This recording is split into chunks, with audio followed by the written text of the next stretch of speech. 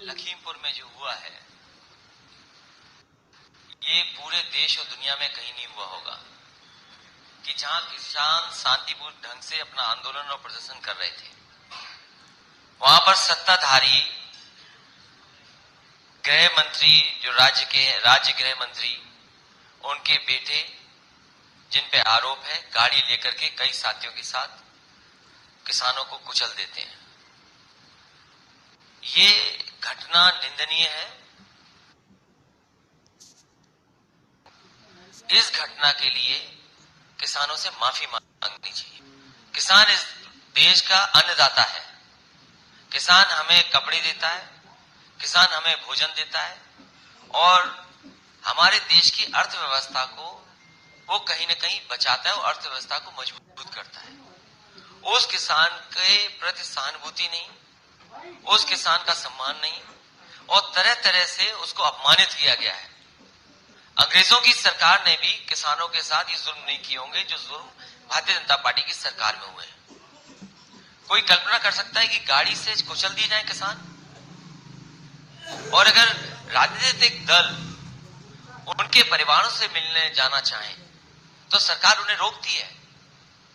दुनिया के, भारत के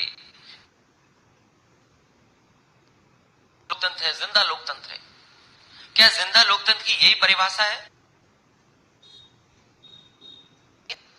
जो पॉलिटिकल पार्टीज के लीडर हैं वो घरों से नहीं निकल सकते, और ये पहली बार भारतीय जनता पार्टी ने नहीं किया। इससे पहले भी जब किसानों के समर्थन में समाजवादी पार्टी कार्यक्रम कर रही थी, उस समय भी मेरे घर पर इसी तरीके से बैरिकेडिंग पुलिस का इंतजाम किया था।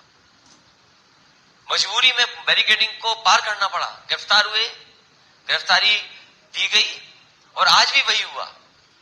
और केवल समाजवादी पार्टी नहीं, देश के जितनी भी पॉलिटिकल पार्टी है, अगर किसानों के परिवारों से मिलना चाहते हैं तो भारतीय जनता पार्टी रोक रही है। एक पुरानी कहावत है कि पावर करप्ट्स, पर एब्सोल्यूट पावर करप्ट्स एब्सोल्यूटली।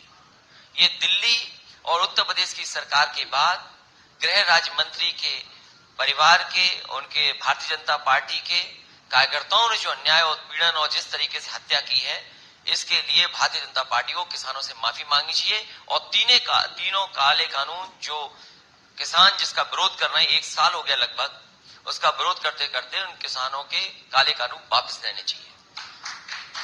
हमारे ये कि आने वाले समय में वो $5 ट्रिलियन की इकोनॉमी कर देंगे।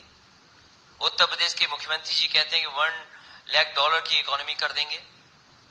अगर इतनी बड़ी अर्थव्यवस्था है और समाजवादी पार्टी की मांग है कि किसानों के परिवारों को 2 करोड़ का मुआवजा दिया जाए, तो आखिरकार सरकार घबराती क्यों है? सरकार को कम से कम 2 करोड़ का मुआवजा देना चाहिए था। और साथ ही साथ की कुछ मांगे तो स्वीकार की हैं, लेकिन किसानों की असली मांग जो देश के किसानों की है, वो काले कानून वापस हो। मैं समझता हूं किसानों का सम्मान और देश का सम्मान तभी होगा जब तीनों काले कानून वापस हो जाएंगे। धन्यवाद समाजवादी साथियों। लाइक, कमेंट, शेयर जरूर करें। ये इस वीडियो को हमने TV9 भारतवर्ष के कार्यक्रम से लिया है।